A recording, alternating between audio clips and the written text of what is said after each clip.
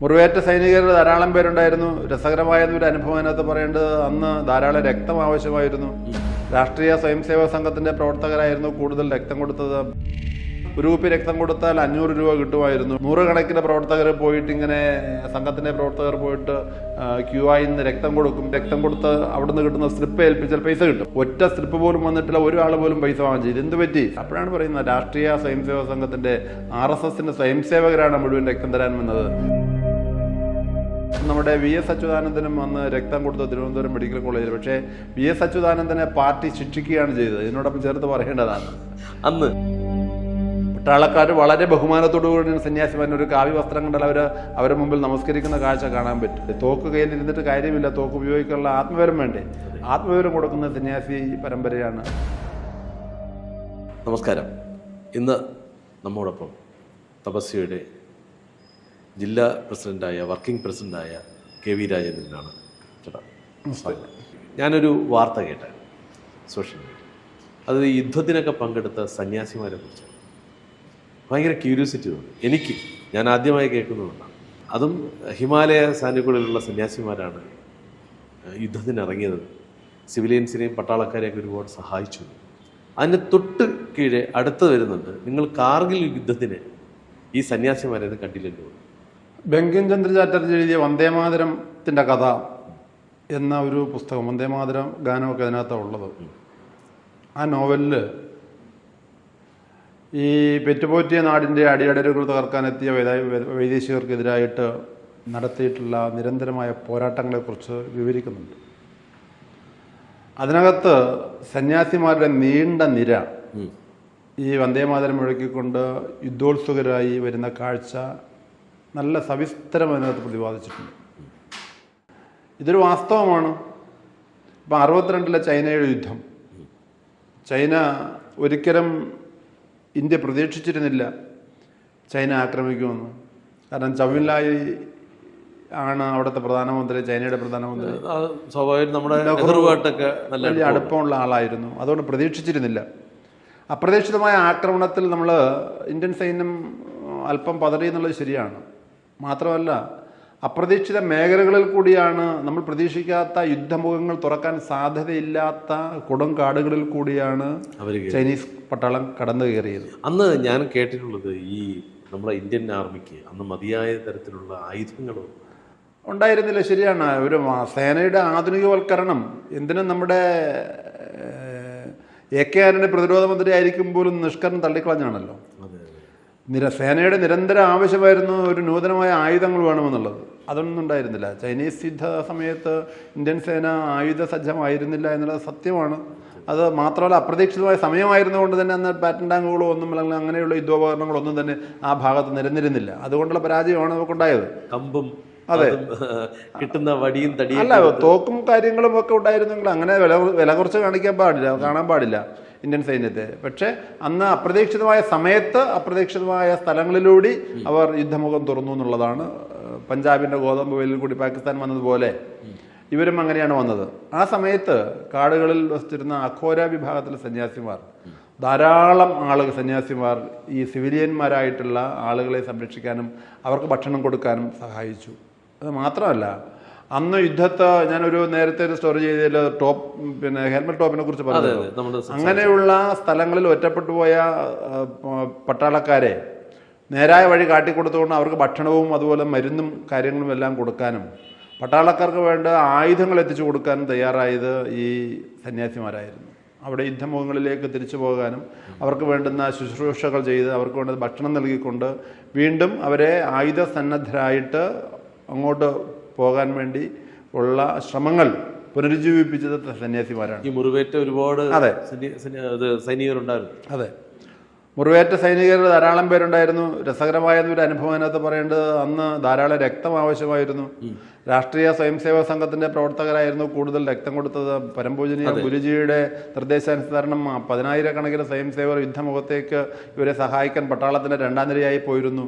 അന്ന് ലോകത്ത് ഇന്ത്യയിലെമ്പാടും രക്തം കൊടുത്തു. നമ്മുടെ VS അച്യുതാനന്ദനും അന്ന് രക്തം കൊടുത്ത തിരുവനന്തപുരം മെഡിക്കൽ കോളേജിൽ. പക്ഷേ VS അച്യുതാനന്ദനെ പാർട്ടി ശിക്ഷിക്കുകയാണ് ചെയ്തത്. ഇതിനോടൊപ്പം ചേർത്ത് പറയേണ്ടതാണ്, അന്ന് ഇന്ത്യൻ സൈനികർക്ക് രക്തം കൊടുത്തതിൻ്റെ പേരിൽ പാർട്ടി ശാസിക്കുകയാണ് VS അച്യുതാനന്ദനെ ചെയ്തത്. അതാണ് അവരുടെ രാജ്യസ്നേഹം നമ്മൾ വിലയിരുത്തേണ്ടത്. പക്ഷേ അന്ന് ഒരു കുപ്പി രക്തം കൊടുത്താൽ 500 രൂപ കിട്ടുമായിരുന്നു. ഡൽഹി സഫ്ദർജംഗ് റോഡിന് സമീപത്തുള്ള താൽക്കാലിക ആശുപത്രി, മിലിറ്ററി ക്യാമ്പിൽ, മിലിറ്ററി ഹോസ്പിറ്റലിൽ നൂറുകണക്കിന് പ്രവർത്തകർ പോയിട്ട് ഇങ്ങനെ സംഘത്തിൻ്റെ പ്രവർത്തകർ പോയിട്ട് ക്യൂ ആയി നിന്ന് രക്തം കൊടുക്കും.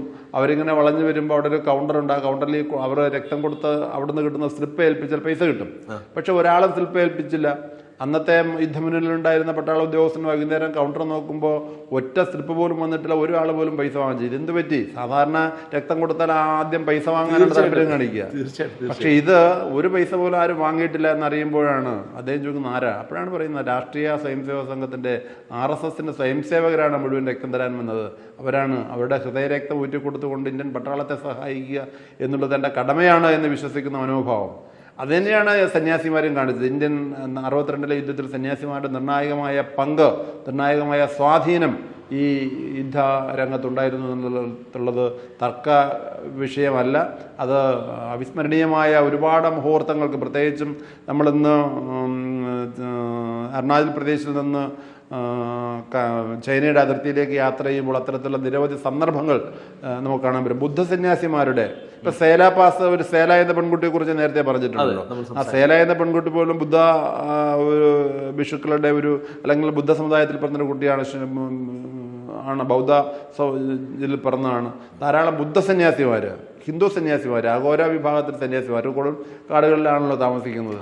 അവരുടെയൊക്കെ നിസ്സീമമായ പിന്തുണ ഇന്ത്യൻ പട്ടാളത്തിനുണ്ടായിട്ടുണ്ട്. അത് അന്ന് മാത്രമല്ല ഇന്നും ഉണ്ട്.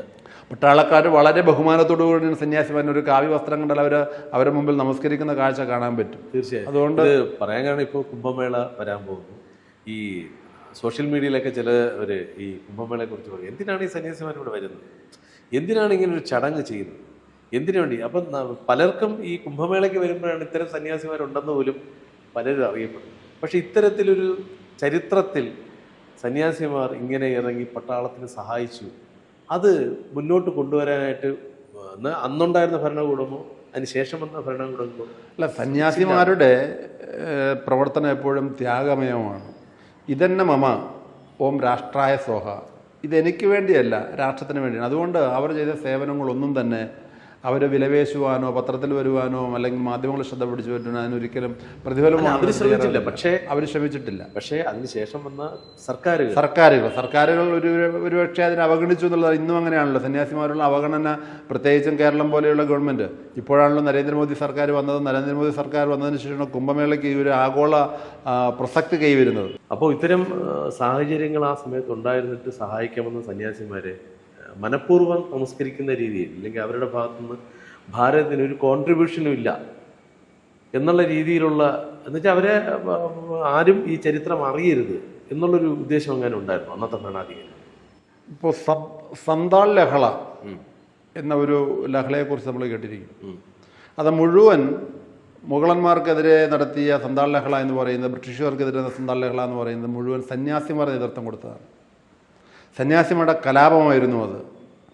സന്യാസിമാർ ഇന്ത്യൻ സ്വാതന്ത്ര്യ സമരത്തിൽ ചെലുത്തിയ സ്വാധീനം, ഇപ്പം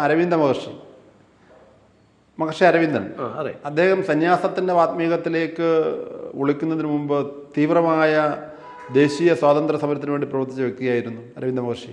തൻ്റെ ദൗത്യം പൂർത്തിയാക്കിയതിന് ശേഷമാണ് മൗനത്തിൻ്റെ ആത്മീകത്തിലേക്ക് അദ്ദേഹം ചുരുങ്ങിയത്. ഇങ്ങനെ ദയാനന്ദ സരസ്വതി സ്വാമികളുടെ കാര്യം, മഹർഷി ദയാനന്ദ സരസ്വതി, എന്തിനേറെ നമ്മുടെ സ്വാതന്ത്ര്യത്തിന് വേണ്ട ഇൻസ്പിരേഷൻ, പ്രചോദനം കൊടുത്തിരുന്ന ഇദ്ദേഹം, വിവേകാനന്ദ സ്വാമിയുടെ ദർശനങ്ങളായിരുന്നില്ല, വിവേകാനന്ദ സ്വാമികളുടെ കാഴ്ചപ്പാടുകളായിരുന്നില്ല പിന്നീട് വന്ന സ്വാതന്ത്ര്യ സമര സേനാനികൾ പിൻപറ്റി വന്നത്. അപ്പോൾ ഇന്ത്യൻ സ്വാതന്ത്ര്യ സമരത്തിലും ഇന്ത്യയുടെ മറ്റെല്ലാ രംഗങ്ങളിലും സന്യാസിമാരുടെ പങ്ക് വളരെ നിസ്തുലമാണ്. ഇപ്പോൾ ഈ കുംഭമേള, സന്യാസിമാരെ ആദരിക്കുന്ന പാരമ്പര്യം ഭാരതത്തിനുണ്ട്. പക്ഷേ കോൺഗ്രസ് സർക്കാർ അവഗണിക്കുകയാണ് ചെയ്തത്. ഇപ്പോൾ 2014 ശേഷം നരേന്ദ്രമോദി സർക്കാർ വന്നതിന് ശേഷമാണ് ഈ കുംഭമേള പോലെയുള്ള ഒരു പരിപാടികൾക്ക് ഗവൺമെൻറ് സഹായം ചെയ്യുന്നത്, ഗവൺമെൻറ് പ്രോഗ്രാമായിട്ട് അത് മാറുന്നത്.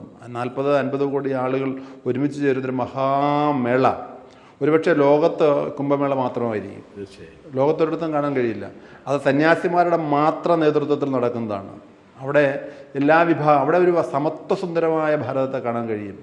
വസ്ത്രം ധരിക്കുന്ന സന്യാസിമാരും വസ്ത്രം ധരിക്കാത്ത സന്യാസിനും മഹാമണ്ഡലേശ്വരന്മാരും അതുപോലെ തന്നെ ഈ വളരെ വലിയ ഉന്നത നിലയിൽ പിന്നെ ചതുർമഠങ്ങളിലെ സന്യാസിമാരും അടക്കമുള്ള എല്ലാ പരമ്പരയിലും പെട്ട ആളുകൾ, ജാതി മതഭേദമന്യേ എല്ലാ പരമ്പരയിലും പെട്ട ആളുകൾ അവിടെ വരുന്നു. അവിടെ യഥാർത്ഥ സമത്വം, യഥാർത്ഥ സോഷ്യലിസ്റ്റ് നമുക്കവിടെ കാണാൻ കഴിയുന്നു. അവിടെയാണ് നമ്മൾ ഭാരതത്തിൻ്റെ ഈ പൗരാണികമായ ഭാരതത്തിൽ സന്യാസിമാരുടെ പങ്ക് നമുക്ക് മനസ്സിലാക്കുന്നത്. ഒരു കഥ ഓർമ്മ വരുന്നത്, രാജ്യം നഷ്ടപ്പെട്ട ഒരു രാജാവ് ഇങ്ങനെ എല്ലാം നഷ്ടപ്പെട്ട വെറും കൈയോടെ ഭക്ഷണം പോലും കഴിക്കാൻ നിവൃത്തിയില്ലാതെ ഇങ്ങനെ നടക്കുന്ന ഒരു രംഗമുണ്ട്. അദ്ദേഹം ഒരു കാട്ടിലേക്ക് നടന്നു കയറുമ്പോൾ ആ കാടിൻ്റെ അടുത്ത് ഒരു അരയാൽ മരത്തിൻ്റെ ചുവട്ടിൽ ഒരു സന്യാസി ജീർണാവസ്ഥയിൽ ഇങ്ങനെ ഇരുന്ന് ധ്യാനം ചെയ്യുന്നുണ്ട്. അദ്ദേഹം മെലിഞ്ഞ് അസ്ഥിയും മാംസവും എല്ലാം ഇങ്ങനെ ഒട്ടിയിരിക്കുന്ന അവസ്ഥയിലായിരുന്നു. അപ്പോൾ സന്യാസി ഇങ്ങനെ തൻ്റെ പകുതി കണ്ണു തുറന്ന് നോക്കുമ്പോൾ സന്യാസിയെ നമസ്കരിച്ച് നിൽക്കുന്ന ഈ രാജാവിനെ കാണാം. രാജാവ് ചോദിക്കുന്നുണ്ട്, അങ്ങ് ഞാൻ ഇങ്ങനെ എൻ്റെ ഭരണാധികാരവും സമ്പത്തും തൻ്റെ ഭാര്യയെ പോലും നഷ്ടപ്പെട്ടു, കുടുംബത്തിനെ പോലും നഷ്ടപ്പെട്ടു, ഞാനിങ്ങനെ ഉഴലുകയാണ്, എനിക്കെന്താണ് മാർഗം എന്ന് ചോദിച്ചു. അപ്പം സന്യാസി പറഞ്ഞു, നിങ്ങൾ കുറച്ചുകൂടി മുന്നോട്ട് പോകൂ, അവിടെ ഒരു മരം നിപ്പുണ്ട്, സ്വർണ്ണ നിറത്തിൻ്റെ ഇലയുള്ള മരമാണ്, ആ മരത്തിനോട് ചോദിച്ചാൽ നഷ്ടപ്പെട്ടതെല്ലാം തിരിച്ചു കിട്ടുമെന്ന് പറയുന്നുണ്ട്. അപ്പോൾ ഈ സന്യാസി നേരെ അപ്പോൾ സന്യാസി പറഞ്ഞതനുസരിച്ച് ഈ രാജാവ് അങ്ങോട്ട് നടന്നപ്പോൾ അദ്ദേഹം അവിടെ ഒരു മരം കണ്ടു. ആ സ്വർണ്ണ നിറത്തിലുള്ള ഇലകളോടുള്ള മരം കണ്ടു. മരത്തിൻ്റെ മുമ്പിൽ അദ്ദേഹം തൊഴുകൈകൊണ്ട് പറഞ്ഞു, എനിക്ക് എൻ്റെ കുടുംബം തരണം, തിരിച്ചു തരണം. അദ്ദേഹത്തിൻ്റെ ഭാര്യയും മക്കളും എല്ലാം അവിടെ പ്രത്യക്ഷപ്പെട്ടു, തിരിച്ചു വന്നു. എനിക്കെൻ്റെ രാജ്യം തിരിച്ചു കിട്ടണം, തിരിച്ചു കിട്ടി. സമ്പത്ത് തിരിച്ചു കിട്ടണം. ആയിരക്കണക്കിന് കോടി വിലയുള്ള സ്വർണം, രാജ്യാധികാരം നിലനിർത്തിയിരുന്നപ്പോൾ ഉണ്ടായിരുന്ന സമ്പത്തും മുഴുവൻ തിരിച്ചു കിട്ടി. തൻ്റെ സൈന്യത്തെ തിരിച്ചു തരണം, തൻ്റെ പടയാളികളെ തിരിച്ചു തരണം, തൻ്റെ കുതിരയെ തിരിച്ചു തരണം, തൻ്റെ വിലപ്പെട്ട ഇതെല്ലാം തിരിച്ചു തരണം എന്ന് പറഞ്ഞ് ഓരോന്നോരോന്നേരം മരം കൊടുത്തുകൊണ്ടേയിരുന്നു. അങ്ങനെ സമ്പൽ സമൃദ്ധിയിൽ നഷ്ടപ്പെട്ടു പോയ പ്രതാപ ഐശ്വര്യങ്ങൾ വീണ്ടെടുത്ത രാജാവ് ഇങ്ങനെ വീണ്ടും സന്യാസിയുടെ അടുത്തേക്ക് വരുന്നിട്ട് സന്യാസി ചോദിച്ചു, അങ്ങ് എത്ര മഠയനാണ്, അങ്ങ് എത്ര മഠയനാണ്, ഇത്രയും വിപുലമായ ചോദിക്കുന്നത് എന്തും തരാൻ കഴിഞ്ഞിട്ടുള്ള ഒരു മരം അവിടെ ഉള്ളപ്പോൾ അങ്ങ് എന്തിനാണ് പട്ടിണി കിടന്നിങ്ങനെ ഈ ജീർണിച്ചിരിക്കുന്നത് ചോദിക്കുമ്പോൾ സന്യാസി പറയുന്നുണ്ട്, ഞാനിങ്ങനെ എല്ലാം ത്യജിച്ച് ഒന്നും വേണ്ട എന്ന അവസ്ഥയിൽ ഓം രാഷ്ട്രായ സ്വഹ ഇതെന്നെ മമ എന്ന ചിന്തയിൽ ഇരിക്കുന്നത് കൊണ്ടാണ് ആ മരം കരിഞ്ഞുണങ്ങാതെ, എൻ്റെ ത്യാഗത്തിൻ്റെ ഫലമാണ്, എൻ്റെ യജ്ഞത്തിൻ്റെ ഫലമാണ് ആ മരം കരിഞ്ഞുണങ്ങാതെ അവിടെ നിൽക്കുന്നത് എന്ന് പറയുന്ന ഒരവസ്ഥ. നമ്മുടെ ഭാരതം ഇന്ന് കാണുന്ന ആശ പാരമ്പര്യം, ലോകത്തിന് വെളിച്ചം വിതറാൻ സഹായിക്കുന്ന അവിജ്ഞാനത്തിൻ്റെ ശകലം എല്ലാം നമുക്ക് തന്നത്, ഇന്ന് കാണുന്നതെല്ലാം തന്നത് സന്യാസി പാരമ്പര്യമാണ്. അത് എല്ലാ മുഖത്തും, യുദ്ധമുഖത്ത് മാത്രമല്ല ശാസ്ത്രയുഗത്തിൽ പോലും സന്യാസിമാരുടെ പങ്ക് നമുക്ക് വിസ്മരിക്കാനാവില്ല. കണ്വാദൻ്റെ ആറ്റം തിയറി അടക്കമുള്ള സന്യാസി പാരമ്പര്യത്തെക്കുറിച്ച് നമുക്ക് വിഷയം എടുക്കാം. നമ്മുടെ ആശ പാരമ്പര്യത്തെക്കുറിച്ച് പിന്നീട് എപ്പോഴെങ്കിലും വിഷയം എടുക്കാം, അതുകൊണ്ട് അതിനെക്കുറിച്ച് പറയുന്നില്ല. ആ സന്യാസിമാരുടെ ഉൾക്കരുത്തും അവരുടെ ത്യാഗവും അവരുടെ പ്രവർത്തനവുമാണ് ഭാരതത്തിൻ്റെ ഈ പരമ്പര ഇന്ന് നിലനിൽക്കാനുള്ള ഒരു കാരണമെന്ന് വിശ്വസിക്കുന്ന ഒരാളാണ് ഞാൻ. തീർച്ചയായും ഇത്തരം യുദ്ധമുഖങ്ങളിൽ സന്യാസിമാരുടെ ഒരു സാന്നിധ്യം നമുക്ക് രാഷ്ട്രത്തിന് കൂടുതൽ പ്രചോദനവും അഭിമാനമൊക്കെ തോന്നുന്ന ഒരു നിമിഷങ്ങളാണ്. തീർച്ചയായിട്ടും അത് നമ്മൾ യുദ്ധ മേഖലകളിലൊക്കെ സഞ്ചരിക്കുമ്പോൾ ഏതൊരു കല്ലും കണ്ടാൽ അവിടെ പട്ടാളക്കാർ പൂജിക്കുന്നൊരവസ്ഥ കാണാൻ പറ്റും. അവിടെ ബാബാജിമാരെ സ്മരിക്കുന്ന ഒരു കാഴ്ച കാണാൻ പറ്റും. ആത്മബലമാണ് അവർക്ക്. യുദ്ധമുഖത്ത് നിൽക്കുമ്പോൾ എന്താ കൊടും തണുപ്പിൽ എതിരെ ചേറിപ്പാഞ്ഞു വരുന്ന വെടിയുണ്ടകളും ബോംബുകളും മാത്രമാണ് അവിടെ മുമ്പിലുള്ളത്. കുടുംബമൊക്കെ വളരെ വിദൂരത്താണ്, ആരുമില്ല. അവിടെ പ്രതീക്ഷ എന്ന് പറയുന്ന, അവിടെ പിൻബലം എന്ന് പറയുന്ന ഈ ബാബാജിമാരാണ്. അവരെ അനുസ്മരിച്ചുകൊണ്ട്, അവരെ മനസ്സാസ്മരിച്ചുകൊണ്ട്, അവരെ ഓർമ്മിച്ചുകൊണ്ട്, അവരുടെ ആത്മീയമായ വിശ്വാസങ്ങളിൽ ബലപ്പെടുത്തിക്കൊണ്ടാണ് തങ്ങളുടെ ആയുധം പോലും ഉപയോഗിക്കുന്നത്. മനസ്സിലായില്ലേ? തോക്ക് കയ്യിലിരുന്നിട്ട് കാര്യമില്ല, തോക്ക് ഉപയോഗിക്കാനുള്ള ആത്മബലം വേണ്ടേ? ആത്മബലം കൊടുക്കുന്ന സന്യാസി പരമ്പരയാണ്. അതിൻ്റെ പ്രകടമായ ദൃഷ്ടാന്തമായിരുന്നു 962 യുദ്ധമുഖങ്ങളിൽ നാം കണ്ടത് ചൈനീസ് യുദ്ധകാലത്ത്. തീർച്ചയായും.